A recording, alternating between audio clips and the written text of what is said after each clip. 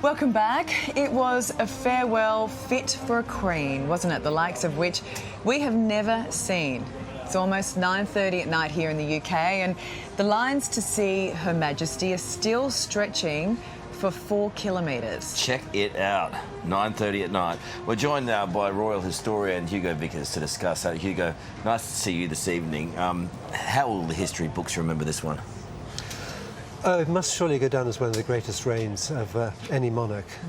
I can't think of a reign in history in which I would have preferred to live.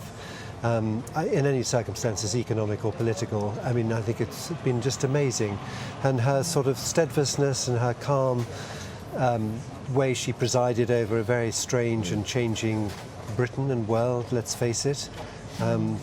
Amazing. She was a really, really good...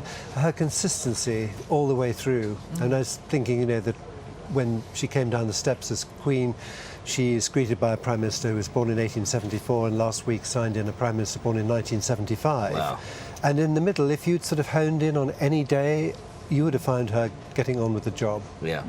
So what did you make of the procession today? You were down here, you were standing right near us as the coffin went past, and it felt like we've seen the hearse, we've seen the coffin over the past couple of days. There was a sense of finality I felt about today. Well, very much so. You know, from Sunday morning when the hearse came out of the estate at Balmoral, I just felt so sorry for all the people working there because they'd, you know, had her there since the 21st of July. She'd been on the estate and they'd all been looking after her and life was going on absolutely as normal. And then suddenly she'd gone and had this extraordinary extra Scotland bit, which was very, very impressive. And then as the plane took off from Scotland, you thought, well, you know, Scotland loved the Queen and she loved Scotland and they're never going to see her. And now we've seen her going through the streets of London.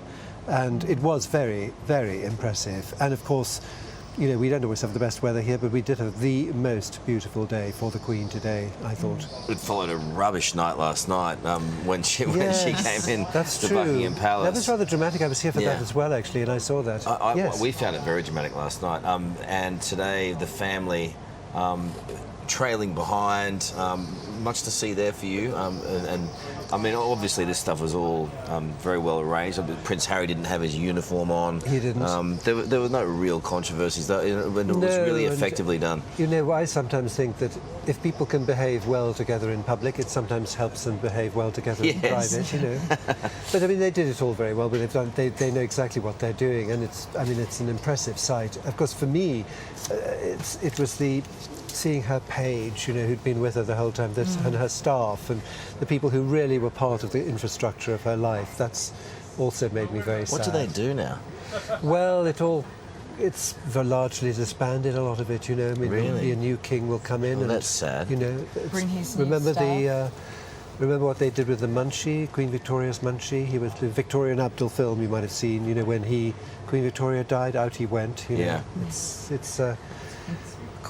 It's a bit brutal, really. Well, King Charles, he wasn't even aware that his staff were all sacked when everything was going on in Edinburgh.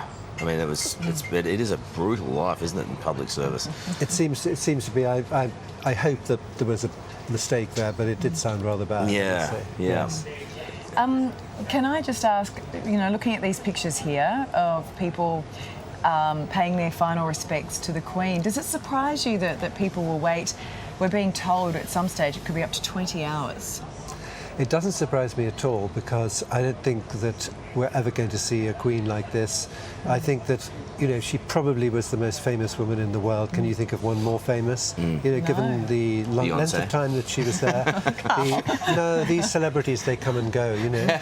But the Queen, I mean, so impressive. And I've been to 3 lying-in states in my life. I went to Winston Churchill's and I went to the Queen Mother's and in St George's Chapel, the Duke of Windsor's, and they are immensely impressive. I mean, whatever you are expecting, you know, as you come around the corner, the atmosphere is quite amazing. And what is so fascinating about the people that you see, you can't put a type to them, can you? They're all different types, all different, all ages, all different nationalities, all different beliefs. She reached into so many different facets of society. It was unbelievable as a leader. She did. Yeah.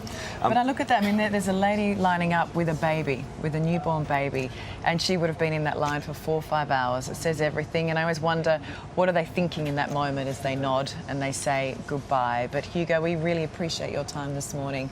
Nice to Thank see you. you, Hugo. Lovely man. Welcome back. Emotional scenes this morning as King Charles and his son Prince William and Harry, Princess William and Harry, I should say, walked behind the Queen's coffin as she left Buckingham Palace for the final time. So significant. It's just past 12:40 in London, and you're looking at now live pictures of the public, and we know, we just spoke to Christine Ahern, they're snaking for 3 or 4 kilometres outside of Westminster Hall to pay their final respects to Her Majesty. One man who knows what the royal family would be going through right now is the Queen's former butler, Martin Higgins, and he joins us now from London. Martin, we're so sorry for the loss you must be feeling, like everyone there in London right now. Remarkable scenes, as we've seen playing out across London over the last few hours. Give us a sense of your love and respect and admiration for the Queen. How are you feeling today? Good morning. Thank you so much for having me back. Yes, it's such a moving occasion. Again, this is something none of us here have experienced, obviously, in our lifetime. It's the first event in 70 years, so it's all a shock. As I said, it was such a quick passing of Her Majesty. And everything's been set into motion, and I think everything's run so much like clockwork so far. But seeing these scenes around central London, it's so moving. The procession today, seeing the coffin arrive in London yesterday evening, and all the crowds lining the route, even the pouring rain was so emotional. And then this afternoon, with the procession going from Buckingham Palace to the Palace of Westminster, again, it was just a surreal thing. But of course, seeing the coffin, it really brings it home that she's left us. Yeah, and that's the thing I think that's catching everyone who have been lining up and coming out of there. There's just the finality of seeing her lying in state like that. Martin, Exactly, as you were right. talking about Operation Unicorn going into full effect here, but in the middle of that, there has been times for the staff. We know that in Edinburgh they got to go to see her there in St Giles and sort of spend a bit of time with her, and Yes. they would have been with her. How would they all be feeling today? Oh, devastated. Of course, you had some of her more personal staff going in front of the coffin today, and they've been with her from anywhere between 20 to 30, 40 years by her side. So, of course, their whole world has gone. And of course, they would probably have had more of a warning of her health, and they would have been with her in her final days, helping her, do the small tasks, nursing her, keeping her company, and very, very personal. So, of course, I can't imagine it would be like losing a family member, and a very close family member at that. Just a few moments ago, Martin, we saw a very confronting sight, a guard standing over the coffin, fainting in Yes. front of it. Yes. It's awful to see, and it does give you a sense of the level of devotion of people who are working for the Queen and honouring her in this way. Yes. Very upsetting to see that. Can you give us a sense of that sense of duty, that sense of devotion that is felt among people who do work for her?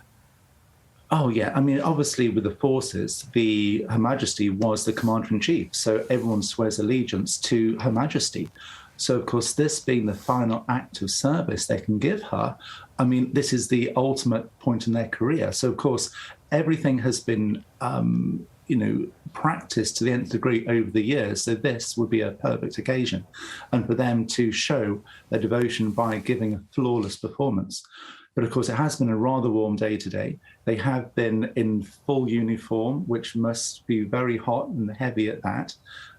Just seeing the procession, again, with His Majesty, he's 73. They had to walk a couple of miles, from the Palace to Westminster, as did the military in all their finery. And then just standing there on guard, it's hard enough standing still for 2 minutes, let alone, there in the full gaze of the world's media with everybody on you. The pressure must be unbelievable. And yet, But again, it's something which I think under any circumstances they wouldn't change, because this is their final act of devotion to their beloved monarch. And that being said and done, Martin, there'd be a lot of dozens of staff there that'd be losing their jobs now. We know from the King's former residence, Clarence House. How would they be feeling today? And what happens? Is that something that they would have expected? And where do you go after you've worked for the royal family? Yes, I think under the circumstances, then there would always have been speculation as to what will happen. Mm-hmm. Will the new king stay at Clarence House, or will he move to Buckingham Palace? Well, clearly he is going to Buckingham Palace, as that is going to be that has always been the official residence.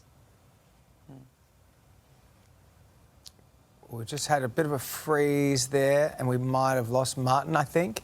Yeah, we have. I've just lost our connection there, unfortunately, to Martin Higgins, former butler to Her Majesty Queen Elizabeth II. But extraordinary insights into life behind the palace walls. And as we said, that sense of duty and purpose that those who have served Her Majesty directly are feeling at this time. G'day, it's Ali. And Karl. Thanks for watching the Today YouTube channel. Subscribe now for brand new videos every day and exclusive bonus clips. Ali, say please. Please? Why? Please? I don't know.